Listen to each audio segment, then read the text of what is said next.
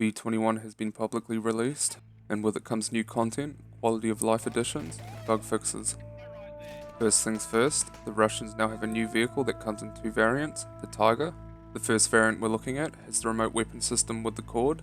What makes this unique compared to the US MRAP with the Crow is this variant of the Tigr has two fire options, auto and burst, as well as a 40mm smoke launcher for defense.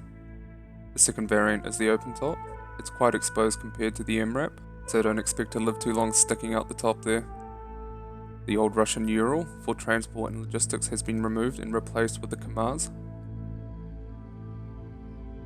The Canadians now have a new vehicle that comes in two variants, the LAVIII.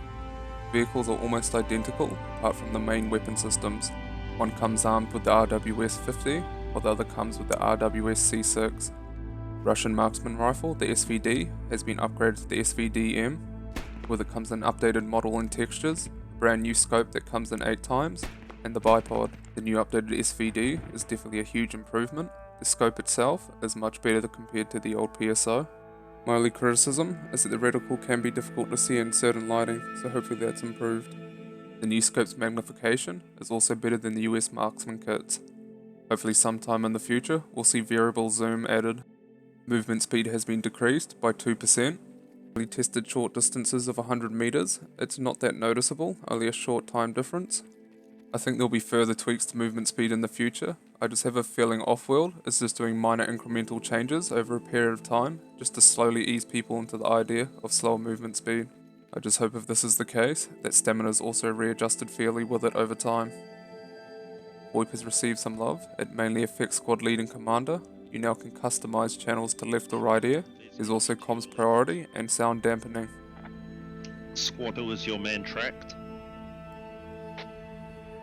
He's got wheel, so...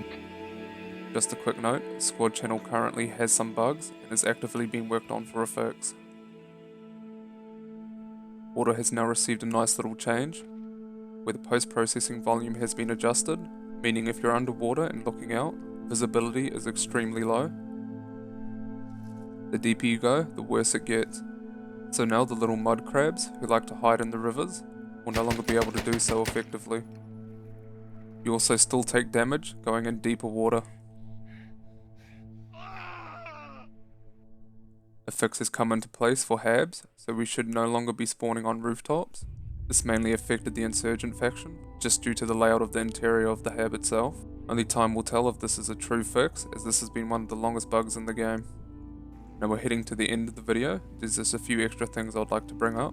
The C14 Timberwolf for the Canadian faction has been buffed. It now does one-hit kills in most shots, including the limbs. I can see justification for one-hit kills on the torso due to 338 being a large round, but I can't see justification for one-hit kills on limbs. I would much rather see further work done on the penetration system, where shooting someone in the arm penetrates and hits them in the chest instead. The annoying persistent ammo bug, where you would spawn with no ammo on your first spawn, has been fixed, so I'm glad to see that. The last thing to touch on is soldier physic asset and collision. It's been improved. In previous builds, in certain instances, sometimes shooting the soldier in the groin or pelvic area would not register damage at all, so this has been addressed and pretty good to see. This is pretty much the end of the video. B21.1 is about a week away, and that comes with the rally point and HAB changes. So we'll cover that, but until then, I'll catch you guys in the next one.